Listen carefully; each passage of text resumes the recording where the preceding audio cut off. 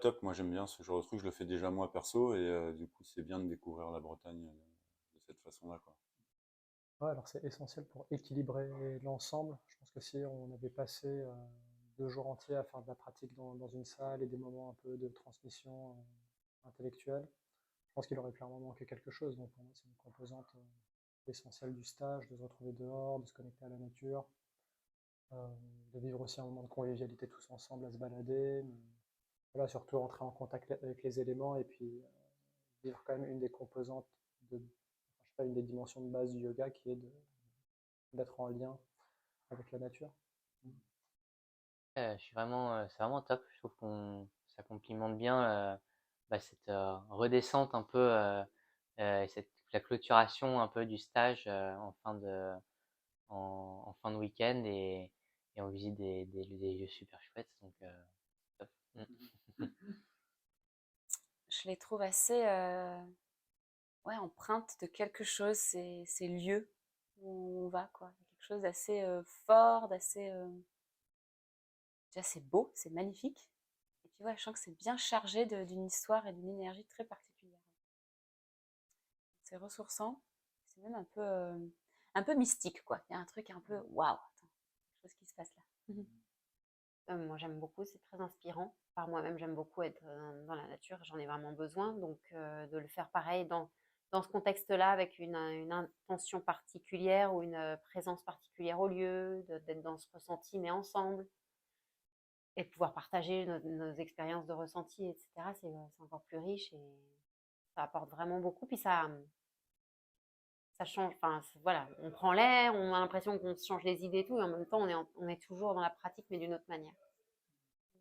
Comment trouves-tu les sorties qu'on peut faire dans la nature ou dans des lieux particuliers? Très bien, c'est super.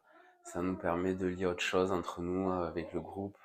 Ça nous permet d'ouvrir sur ce que vous appelez les vibrations, sur ce que vous appelez les énergies extérieures. Et j'adore. C'est très beau moment.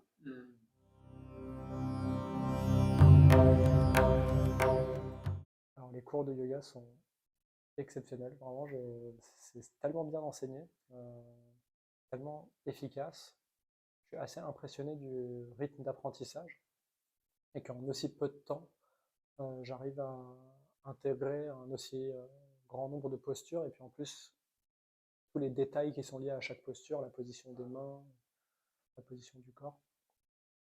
Et je pense que ça a à voir avec je veux dire, la conception pédagogique, l'ingénierie pédagogique qui vient de Isha et puis la qualité de transmission de Sri Lanka. Donc c'est génial. Je sens qu'à chaque fois, bah, voilà, on appelle 3 ou 4 cours de yoga. J'en sors bah, autonome avec une pratique que je peux mettre dans mon quotidien. Donc, je n'en attendais même pas autant. Voilà, franchement, c'est super. Comment trouves-tu les cours de yoga, de Isha dispensés? Plutôt clair, et on va à l'essentiel. Et ce que j'aime, c'est qu'il y a un côté, il n'y a pas un côté dogmatique. Il y a une tradition, et j'aime bien qu'on respecte la tradition. Et après, il y a ce truc de, c'est un processus qui est sur mesure, où chacun va le faire à sa manière, à son rythme. Et j'aime bien en fait cette agilité en fait dans la tradition. Voilà, il y a une stabilité, il y a un socle, et il y a beaucoup d'agilité autour. Et ça me parle. Voilà. Si c'était dogmatique, j'aurais fui. Clairement. Dans l'enseignement de Sri Manta, c'est que je sens qu'il incarne vraiment ce qu'il nous transmet.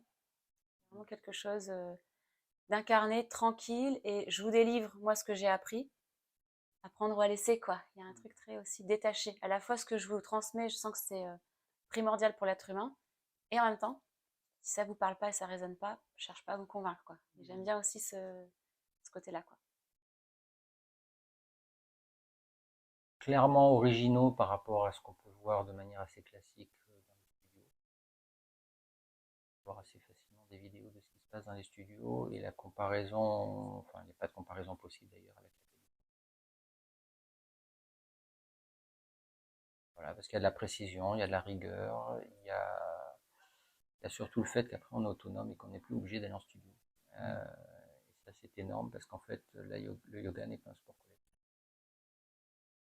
pourri. Non, je rigole. Non, il est top. Il dit juste ce qu'il faut. Il est très charismatique. Et puis, il y a vraiment ce regard. Il a un regard qui te pénètre, en fait. Et même quand tu as les yeux fermés, parce qu'on ferme les yeux quasiment dans toutes les pratiques, sauf là en Gamardana, mais tu sais qu'il te regarde, du coup tu fais attention. Et comme je disais, alors voilà, l'anecdote que j'ai, c'est que quand je pratique, je visualise toujours Shri Manta en face de moi en train de me regarder et de rectifier les moindres mouvements. Et ça, c'est fou, j'ai l'impression que ça va durer tout le temps en fait. C'est comme associé à cet enseignement. D'avoir, tu vois, pile poil dans cet angle-là, il y a Shri Manta avec son châle blanc comme ça qui me regarde.